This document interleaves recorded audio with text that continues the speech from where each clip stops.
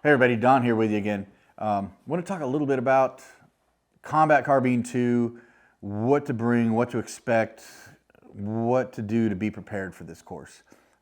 If any of you guys have taken this course, you know this is a more advanced rifle shooting course, AR shooting course.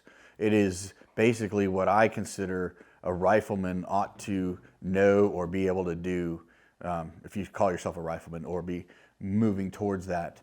And first of all, combat carbine, like one, which we call combat carbine, or somebody else's similar type curriculum is definitely a prerequisite. You're not going to want to come out here unless you're a pretty experienced shooter. This course is for those of you who are ready to push it to the next level, right? You've taken some other courses before. You're not a new shooter to the rifle and you want to say, okay, let's push it. As far as what you need to bring, eyes and ears, baseball cap, just like everything else.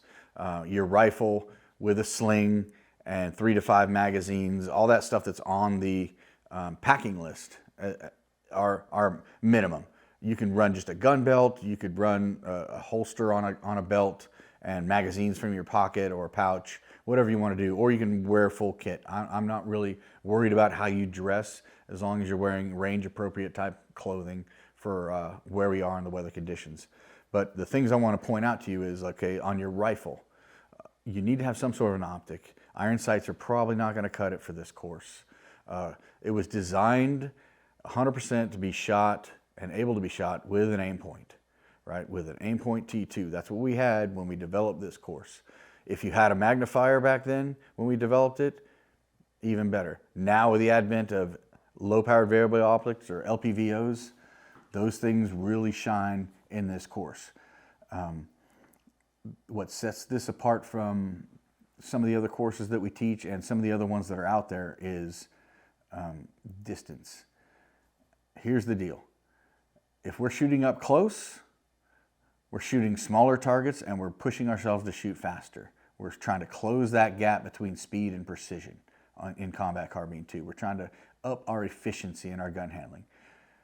If we're shooting far back, we're shooting farther than normal, and we're still shooting smaller targets than we might normally shoot. So we'll shoot reduced size steel targets at 100 and 200 yards from various positions.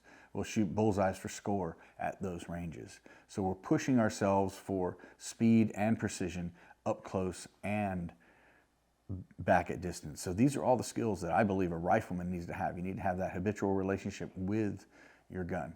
This is also one of the only classes that we actually produce a high shooter, okay?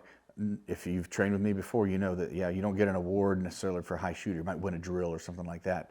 But in this course, we track and we score the drills that we shoot, and I track you, and at the end of the day, you get feedback on how you progressed, and each day we do that, and we designate a high shooter for that course. So there's a little bit of pressure to perform. And that's how we use that performance pressure to make ourselves a little bit better, a little bit faster, a little bit quicker, higher scores and stuff like that. So we quantify just about everything we do of the entire 2 days.